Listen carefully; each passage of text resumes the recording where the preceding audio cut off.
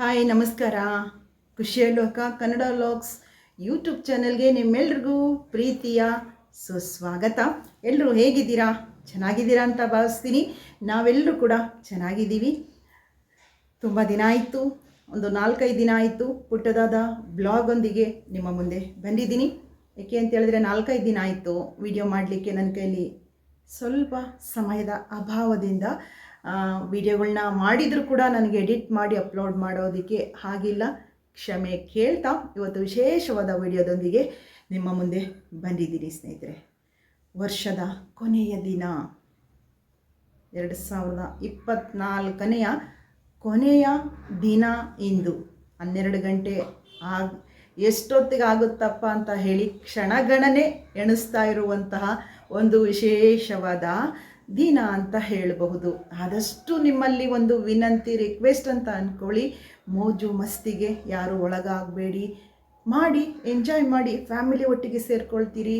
ಏನು ಮಾಡೋಕ್ಕಾಗಲ್ಲ, ನಾವು ಕಾಲಕ್ಕೆ ತಕ್ಕಂತೆ ಅಪ್ಡೇಟ್ ಆಗಬೇಕು. ನಾವೆಲ್ಲೋ ಒಂದು ಕಡೆ ನಾವು ಹಿಂಗೆ ಮಾಡಲ್ಲಪ್ಪ ಅಂತ ಹೇಳಿದ್ರೆ ಆ ದಿನನ ಆ ಕ್ಷಣನ ನಾವು ಎಂಜಾಯ್ ಮಾಡಲಿಕ್ಕೆ ಆಗೋದಿಲ್ಲ. ಕಾಲನ ತಿಳ್ಕೊಳ್ಳೋಣ. ಕಾಲ ಎಂದು ಬದಲಾವಣೆ ಆಗಲ್ಲ, ಮನುಷ್ಯರು ಬದಲಾವಣೆ ಆಗಿರುವಂಥದ್ದು. ಆ ಬದಲಾವಣೆಯಲ್ಲೂ ಕೂಡ ಒಂದು ಸಾರ್ಥಕನ ಕಾಣಬೇಕು ನಾವೆಲ್ಲರೂ ಕೂಡ. ಒಳ್ಳೆಯದ್ಯಾವುದು ಕೆಟ್ಟದ್ಯಾವುದು ಅನ್ನೋದನ್ನು ನಾವು ಅರ್ಥ ಮಾಡಿಕೊಂಡು ಆ ಕ್ಷಣನ ಖುಷಿಯಿಂದ ಸಂತೋಷದಿಂದ ಎಂಜಾಯ್ ಮಾಡಬೇಕು ಅನ್ನೋದು ನನ್ನ ಒಂದು ಉದ್ದೇಶ. ನಮ್ಮನೆಯಲ್ಲೂ ಕೂಡ ಗಂಡು ಮಕ್ಕಳಿದ್ರೆ ನಿಮ್ಗೆ ಗೊತ್ತಿದೆ, ಅವ್ರಿಗೆ ಹೇಳ್ಕೊಡ್ತೀನಿ ನಾನು. ನೆಗೆಟಿವ್ ಆಗಿ ಮಾತಾಡಬಾರ್ದು. ಇದೀಗೆ ಅಂತ ಹೇಳಿದರೆ ಅದು ನೆಗೆಟಿವ್ ಥಾಟ್ ಆಗುತ್ತೆ. ಒಂದೆರಡು ಸಲಹೆನ ಕೊಡ್ಬೋದು ಅವ್ರಿಗೆ. ಇದು ಬೇಡಪ್ಪ, ಇದು ಹಿಂಗೆ ಮಾಡಿ, ಇಷ್ಟನ್ನ ಹೇಳ್ಬೋದು. ಒಬ್ಬ ಮಗ ನಿಮ್ಗೆ ಗೊತ್ತಿರೋ ಹಾಗೆ ದೊಡ್ಡವನು ಸ್ವಲ್ಪ ಆಧ್ಯಾತ್ಮಿಕ ಒಲವು ಇತ್ತೀಚೆಗೆ ಬೆಳೆಸ್ಕೊಂಡಿದ್ದಾನೆ. ಮುಂಚಿತವಾಗಿ ಅವರು ಸ್ಕೂಲ್ ಡೇಸ್, ಕಾಲೇಜ್ ಡೇಸಲ್ಲಿ 1 ನಿಮಿಷ ಕೈ ಮುಗಿದು ಹೋಗ್ಬಿಡ್ತಿದ್ರಷ್ಟೇ. ಇವತ್ತು ಈ ದಿನ ಆ ದಿನ ಅಂತ ಹೇಳಿ ಆ ರೀತಿ ಅವರು ರೂಢಿ ಮಾಡ್ಕೊಂಡಿರಲಿಲ್ಲ. ಇತ್ತೀಚೆಗೆ ನನ್ನ ದೊಡ್ಡ ಮಗ ಸುಪ್ರೀತು ತುಂಬ ಒಲವಿದೆ, ಭಗವಂತನಲ್ಲಿ ತುಂಬ ನಂಬಿಕೆ ಇದೆ ಅವನಿಗೆ. ಮಹದೇಶ್ವರ ಬೆಟ್ಟಕ್ಕೆ ಹೋಗಿದ್ದಾರೆ ಈಗ ಹೊರಡ್ತಾರೆ. ಇವತ್ತು ಸಂಜೆ ಮೇಲೆ ಹುಡುಗರು ಫ್ರೆಂಡ್ಸ್ ಎಲ್ಲ ಅವ್ರ ಕಿವಿ ಮಾತು ನಂದಿಷ್ಟೇ, ಆದಷ್ಟು ನಿಧಾನವಾಗಿ ಆರಾಮಾಗೋಗಿ ಭಗವಂತನ ಸೇವೆ ಮಾಡಿ. ನಾವೆಷ್ಟೇ ನಿಧಾನವಾಗಿದ್ದರೂ ಎದುರುಗಡೆ ಬರೋರು ಕರೆಕ್ಟಾಗಿರಬೇಕು ಅನ್ನುವಂಥ ಒಂದು ಕಾಲ ಇದು. ಆದ್ದರಿಂದ ಹುಷಾರಾಗಿರಬೇಕು. ಭಗವಂತ ಕೊಡುವಂಥ ಅವಕಾಶನ ನಾವು ಅಚ್ಚುಕಟ್ಟಾಗಿ ಬಳಸ್ಕೋಬೇಕು. ಚಿಕ್ಕ ಮಗ ಅಮೋಘ್ ಬಂದು ಪಾರ್ಟಿ ಇದೆ, ನ್ಯೂ ಇಯರ್ ಪಾರ್ಟಿ ಇದೆ ಫ್ರೆಂಡ್ ಜೊತೆ ಅಂತ ಹೇಳಿ ಅವನು ಹೋಗಲಿಕ್ಕೆ ಫ್ರೆಂಡ್ ಜೊತೆ ರೆಡಿಯಾಗಿದ್ದಾನೆ. ಇನ್ನು ನಾನು ನಮ್ಮ ಮನೆಯವರು ಮನೆಯಲ್ಲಿ ಒಂದು 12 ಗಂಟೆ ಪ್ರತಿದಿನ ಎಚ್ಚರವಾಗಿ ಇರ್ತೀವಿ. ನನ್ನ ಯೂಟ್ಯೂಬ್ ಕೆಲಸಗಳಿರುತ್ತೆ. ನಾನು ಯಾವಾಗಲೂ ಈಗಂತೂ ಸ್ವಲ್ಪ ಲೇಟಾಗೆ ಮಲಗೋದು ನಾನು. ನಮ್ಮ ಮನೆಯವರು ಕೂಡ ನಾನು ಸ್ವಲ್ಪ ಮೊಬೈಲಲ್ಲಿ ಏನಾದರೂ ಕೆಲಸ ಮಾಡ್ತಾ ಇರ್ತೀನಿ ಅಂದರೆ ಅವರು ಟಿ ವಿ ನೋಡ್ತಾ ಇರ್ತಾರೆ. ಏನು 12 ಗಂಟೆ ಇವಾಗ ಆಗ್ಲಂಗೆ ಅವಾಗೆಲ್ಲ ತುಂಬ ನಾವು ಚೈಲ್ಡ್ಹುಡ್ಡಲ್ಲಿದ್ದಾಗ ಒಂದು 7:15 ಮಲಗಿಬಿಡ್ತಿದ್ವಿ. ಇಡೀ ಊರೇ, ನಾವೇ ಅಂತಲ್ಲ ಎಲ್ಲರೂ ಕೂಡ ಮಲಗಿಬಿಡ್ತಿದ್ರು. ಎಲ್ಲ ಲೈಟ್ ಆಫ್ ಆಗಿಬಿಡ್ತಿತ್ತು. ರೋಡು ಒಂಥರ ನಿರ್ಜನ ಪ್ರದೇಶದ ಥರ ಆಗೋಗ್ತಿತ್ತು. ಆಗ ನಾವು 7:15 ಮಲಗಿದ್ರೆ 12 ಗಂಟೆ ಅಪ್ಪ ಮಧ್ಯರಾತ್ರಿ ಕಣಪ್ಪ, ಒಂಥರ ಭಯ ಅನ್ನೋ ಫೀಲಿಂಗ್ ಇರ್ತಿತ್ತು. ಇವಾಗ ಎಲ್ಲರೂ ಕೂಡ 12 ಅಲ್ಲ 1 ಗಂಟೆ ಆದರೂ ಮಲಗಿರಲ್ಲ. ಮೊಬೈಲ್ ನೋಡಿಕೊಂಡು, ಇನ್ಸ್ಟಾಗ್ರಾಮ್ ನೋಡಿಕೊಂಡು, ರೀಲ್ಸ್ ನೋಡಿಕೊಂಡು, ಮೊಬೈಲ್ನ ಬೆರಳಲ್ಲಿ ಆಡಿಸ್ಕೊಂಡು ಮಲಗಿರ್ತೀವಿ. ಇದು ಎಲ್ರಿಗೂ ಸಾಮಾನ್ಯವಾಗಿ ರೂಢಿಯಾಗಿರುವಂಥ ಒಂದು ಆ್ಯಟಿಟ್ಯೂಡ್ ಅಂದ್ಕೋಬೇಕು. ಇವಾಗ ಒಂದು ಜೀವನ ಶೈಲಿಯಾಗಿ ಮಾರ್ಪಾಡಾಗ್ಬಿಟ್ಟಿದೆ ಅಂತ ನನ್ನ ಅಭಿಪ್ರಾಯ. ಆದ್ದರಿಂದ ಎಲ್ಲರೂ ಕೇಕ್ ಕಟ್ ಮಾಡೋದಕ್ಕೆ 12 ಗಂಟೆ ಆಗ್ಲಪ್ಪ ಅಂತ ಕ್ಷಣಗಣನೆ. ಬೆಂಗಳೂರಲ್ಲಂತೂ ಮೋಜು ಮಸ್ತಿ ಬಿಡಿ. ಆ MG ರೋಡಲ್ಲಂತೂ ನಾವು ಒಂದ್ಸಲನೂ ಕೂಡ ಹೋಗಿಲ್ಲ, ಟಿ ವಿಲಿ ನೋಡಿ ನಮಗೆ ಮತ್ತು ಓದಂಥವರ ಅಭಿಪ್ರಾಯನ ಕೇಳ್ಕೊಂಡಿದ್ದೀವಿ. ನಿಜವಾಗ್ಲೂ ಅದು ನಮ್ಮ ದೇಶಕ್ಕೆ, ನಮ್ಮ ಒಂದು ಸಂಸ್ಕಾರಕ್ಕೆ ಬೇಡ ಅಂತ ನನ್ನ ಒಂದು ಅಭಿಪ್ರಾಯ. ನೀವೇನಂತೀರ ಅದಕ್ಕೆ ತಿಳಿಸಿ. ಫ್ಯಾಮಿಲಿ ಒಟ್ಟಿಗೆ ಮನೆಯಲ್ಲಿ ಒಂದು ಕೇಕ್ ಕಟ್ ಮಾಡೋದು, ಎಲ್ಲರೂ ಖುಷಿಯಿಂದ ಒಂದು ಆ ಹೊಸ ವರ್ಷದ ಆ ಇಯರ್ನ ಆ ಇಸ್ವಿನ ಒಂದು ಬರ ಮಾಡ್ಕೊಳ್ಳೋದಕ್ಕೆ ಮನೆಯವರೊಟ್ಟಿಗೆ ಮನೆಯಲ್ಲಿ ಮಾಡಿದ್ರೆ ತುಂಬ ಖುಷಿಯಾಗಿ ಆಚರಣೆ ಮಾಡಿ ಮಲಗಬಹುದು. ಅದು ಬಿಟ್ಟು ಅದು ಹೇಳೋದಕ್ಕಾಗಲ್ಲ. ಮೋಜು ಮಸ್ತಿ ಬೇರೆ ಬೇರೆ ರೀತಿಯೇ ಅಳವಡಿಸ್ಕೊಳ್ತಿದ್ದಾರೆ ಮನುಷ್ಯ ಅಂತ ಹೇಳ್ಬೋದು. ಪಾಶ್ಚಿಮಾತ್ಯ ಪದ್ಧತಿನ ನಾವೆಲ್ಲರೂ ಮೈಗೂಡಿಸ್ಕೊಳ್ತಾ ಇದ್ದೀವಲ್ಲಪ್ಪ ಅಂತ ಹೇಳಿ ಒಂದು ಚಿಂತನೆ ಅನಿಸುತ್ತೆ. ಜನವರಿ ಅಲ್ಲೇ ಹೆಸರಿದೆ ನೋಡಿ, ವರಿಯಾಗಿ ನಾವು ಮಾಡ್ಕೋಬಾರ್ದು ಅಲ್ವಾ. ವರಿ ಅಂದರೆ ಯಾರಿಗೆ ಬೇಕೋ ಆ ವರಿ ಹೇಳಿ, ಯಾರಿಗೂ ಬೇಡ.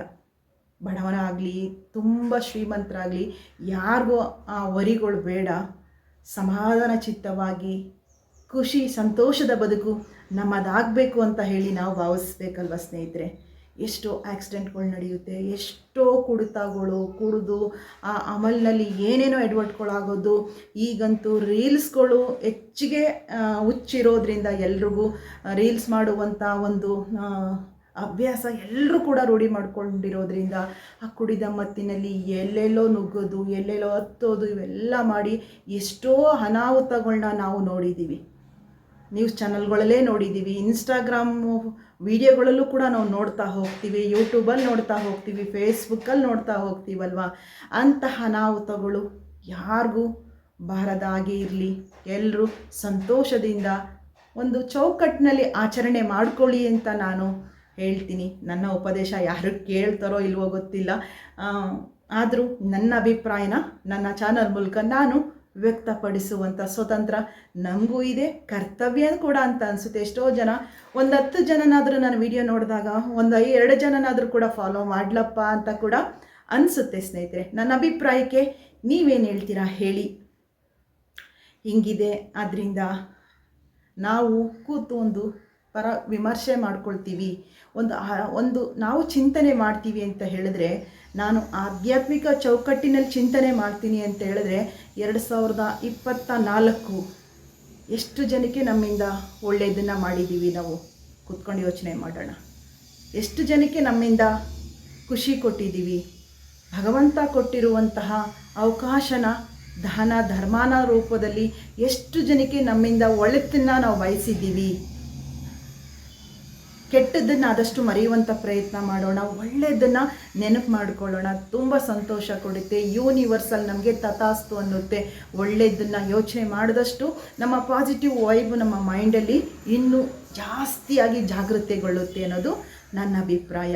2025ರಲ್ಲಿ ನಾನು ಯಾವ ಗುರಿನ ಇಟ್ಕೋಬೇಕು, 2025ರಲ್ಲಿ ನಾನು ಈ ರೀತಿ ನಾನು ಒಂದು ಗುರಿನ ಇಟ್ಕೊಂಡು ಇದನ್ನು ನಾನು ಮುಗಿಸ್ಲೇಬೇಕು ಒಂದು ಒಳ್ಳೆಯ ರೀತಿಯಲ್ಲಿ ಅಂತ ನಾವು ಚಿಂತನೆ ಮಾಡಿ ಪಾಸಿಟಿವ್ ಆಗಿ ಯೋಚನೆ ಮಾಡಿದಾಗ ಈ ವರ್ಷ 2025 ಜೀವನದಲ್ಲಿ ಒಂದು ವಿಶೇಷವಾದ ವರ್ಷನ ನಮಗೆ ತಂದು ಕೊಡುತ್ತೆ. ಅದು ಭಗವಂತನ ಅನುಗ್ರಹದೊಂದಿಗೆ ಅಂತ ನಾನು ಅಂದ್ಕೊಳ್ತೀನಿ ಸ್ನೇಹಿತರೆ.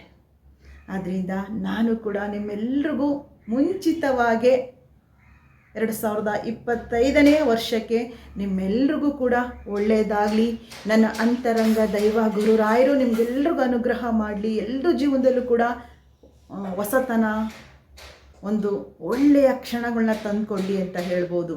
ನಮಗೆ ಹೊಸ ವರ್ಷ ಯುಗಾದಿ ಅದೆಷ್ಟು ಸಂಭ್ರಮ ಪಡುತ್ತೆ, ಪ್ರಕೃತಿನೇ ಸಂಭ್ರಮ ಪಡುತ್ತೆ ಕಣ್ರಿ. ನಮ್ಮ ಯುಗಾದಿ ಹಬ್ಬ ಬರುತ್ತಲ್ಲ, ನಾವಲ್ಲ ನಮ್ಮ ಪ್ರಪಂಚದ ಎಲ್ಲ ಪ್ರಕೃತಿನೂ ಕೂಡ ಸಂಭ್ರಮಿಸುವಂಥ ಕ್ಷಣ, ಹೊಸತನ್ನು ಬಯಸುವಂಥ ಕ್ಷಣ, ಎಲ್ಲ ಚಿಗುರು ಅದೆಷ್ಟು ಚೆನ್ನಾಗಿರುತ್ತಲ್ವಾ ಯುಗಾದಿ ಹಬ್ಬ.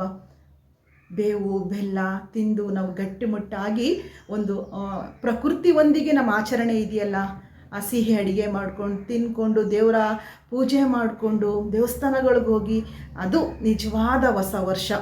ಪ್ರಕೃತಿಯೊಂದಿಗೆ ನಾವು ಆಚರಣೆ ಮಾಡ್ತೀವಿ. ಚಿಗುರಿನ ಟೈಮ್ ಅದು.